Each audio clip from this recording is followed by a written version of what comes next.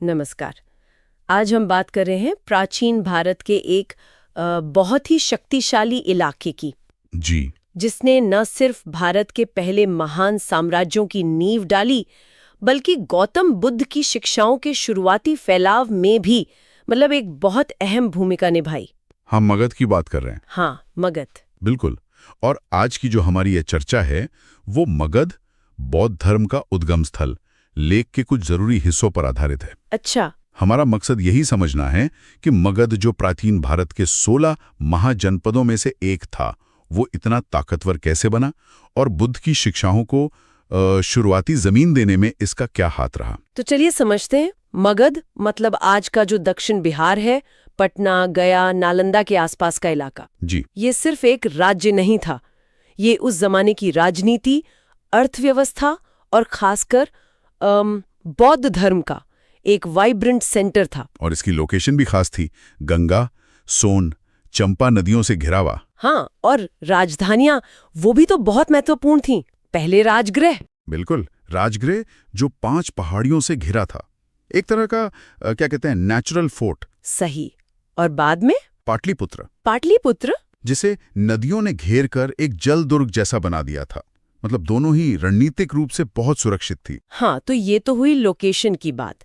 पर मगध इतना शक्तिशाली बना कैसे? इसके पीछे कई ठोस वजह थी। बिल्कुल। सबसे पहली वजह तो थी गंगा के मैदानों की उपजाऊ जमीन।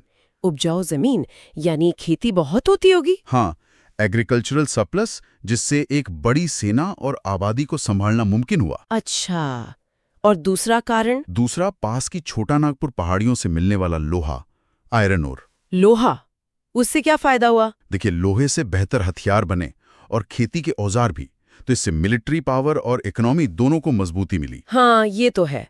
और तीसरा? तीसरा था नदियों का नेटवर्क। ये व्यापार के रास्ते भी थे और बाहरी हमलों से एक तरह की सुरक्षा भी देते थे। तो जमीन, मिनरल्स, नदियां और शायद शासक भी। बिल्कुल। इन सब के ऊपर मगध को कुछ बहुत ही काबिल और महत्वाकांक्षी शासक मिले। मौर्य वंश से पहले की बात करें तो सबसे पहले नाम आता है हर्यंक वंश के बिंबिसार का। बिंबिसार, इन्हें ही मगध साम्राज्य का असली संस्थापक माना जाता है ना? जी हाँ। उन्होंने डिप्लोमेसी का बहुत अच्छा इस्तेमाल किया। कोसल, लिच्छवी, मद्र जैसे पड़ोसी राज्यों में शादियां करके अपने राज्यों को फैलाया भी और मजबूत भी किया। और उनका बौद्ध धर्म से भी जुड़ाव था। हाँ, ये बहुत दिलचस्प बात है। वो गौतम बुद्ध के बड़े प्रशंसक और संरक्षक थे। उन्होंने बुद्ध और उनके संघ यानी भिक्षुओं के समुदाय को वेलुवन नाम का एक बांस का बगीचा भी दान दिया था। वेलुवन, ये सिर्फ जमीन का दान नहीं था, ये एक तरह से नए विचारों को राजकीय मान्यता देना था। बिल्कुल सही। बिंबिसार के बाद उनके बेटे अजातशत्रु गद्दी पर बैठे। वो तो काफी आक्रामक माने जाते हैं। हाँ, अजातशत्रु अपने पिता से ज्यादा आक्रामक थे। उन्होंने कोसल को हराया और वज्जी संघ के खिलाफ एक लंबी लड़ाई लड़कर वैशाली पर कब्जा किया। पाटलिपुत्र में किले की नींव भी उन्होंने ही रखी। लेकिन इतनी आक्रामकता के साथ क्या बौद्ध धर्म के लिए भी कोई जगह थी उनके मन में? यही तो खास बात है। शुरू में भले ही उनका ध्यान युद्ध पर था, पर बुद्ध से मिलने के बाद उनका झुकाव भी बौद्ध धर्म की ओर हुआ। अच्छा जी।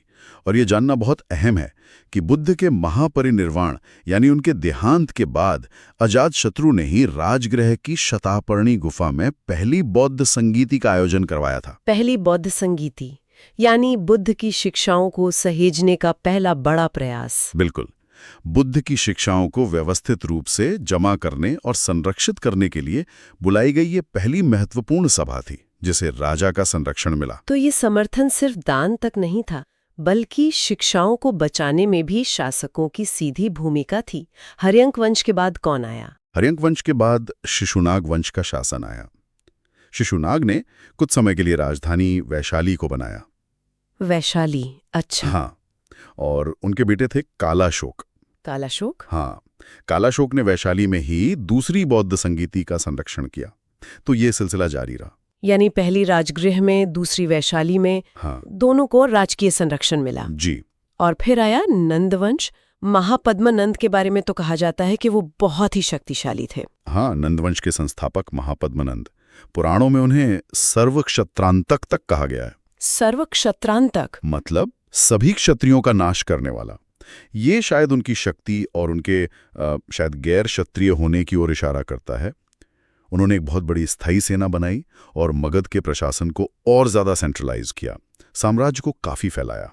तो इन सभी शासकों के समय में हम देखते हैं कि मगध और बौद्ध धर्म का रिश्ता काफी गहरा होता गया। बिल्कुल, राजाओं ने मठ बनाने के लिए जमीन दी, जैसे बिंबिसार ने वेलुवन दिया, बौद्ध संघ को सुरक्षा दी, और जैसा आपने बताया 2 शुरुआती बौद्ध संगीतियों को भी समर्थन दिया। हाँ, पहली अजातशत्रु के समय, दूसरी कालाशोक के। इससे बुद्ध की शिक्षाओं को न सिर्फ संरक्षण मिला, बल्कि उन पर विचार विमर्श भी हुआ। और धीरे धीरे राजगृह, नालंदा, बोधगया, पाटलिपुत्र जैसे शहर बौद्ध ज्ञान और संस्कृति के बड़े केंद्र बन गए होंगे। निश्चित रूप से। और एक और खास बात यह थी कि मगध के शासक अक्सर धार्मिक रूप से सहिष्णु थे। वो ब्राह्मणवाद और बौद्ध धर्म दोनों का ही सम्मान करते थे। इस धार्मिक सहनशीलता ने भी शायद बौद्ध धर्म जैसे नए विचारों को पनपने का मौका दिया होगा। बिल्कुल, कह सकते हैं कि विचारों की स्वतंत्रता थी।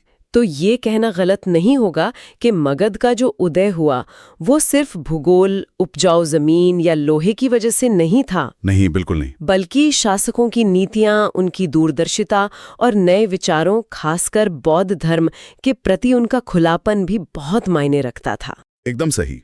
मगध के उदय ने बौद्ध धर्म को वो राजनीतिक और आर्थिक सहारा दिया जिसकी उसे शुरुआती दौर में बहुत जरूरत थी। और इसी नींव पर आगे चलकर मौर्य साम्राज्य खड़ा हुआ। हाँ, और फिर सम्राट अशोक ने तो बौद्ध धर्म को भारत से निकालकर पूरे एशिया और उससे भी आगे फैलाया।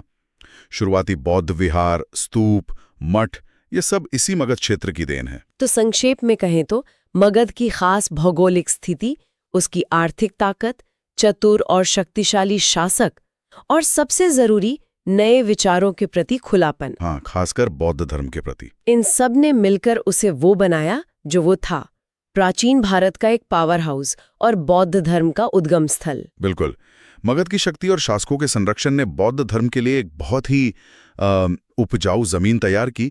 इसी माहौल ने उसे एक क्षेत्रीय विचार से बढ़कर एक विश्व धर्म बनने की राह दिखाई। और जाते जाते एक सवाल मन में आता है, सोचने वाली बात है कि अगर मगध के राजाओं ने जैसे बिंबिसार और अजातशत्रु ने बौद्ध धर्म को वो शुरुआती सहारा और सम्मान न दिया होता, तो क्या आज हम बौद्ध धर्म को उसी रूप में, उसी विस्तार के साथ देख रहे होते जैसा इतिहास में हुआ?